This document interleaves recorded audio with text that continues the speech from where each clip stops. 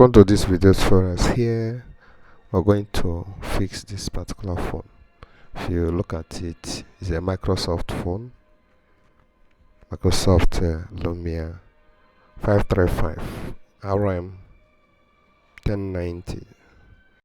It shows sad face, so let's watch until when it boosts finish how it's going to display.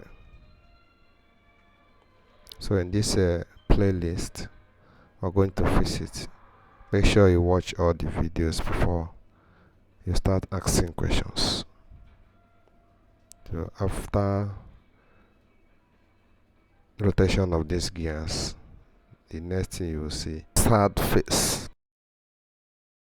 The phone will turn off by itself. So that is what we are going to witness shortly.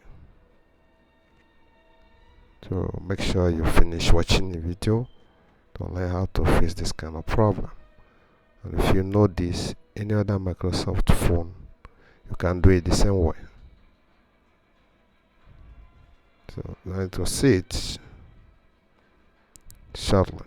And this is it. Sad face.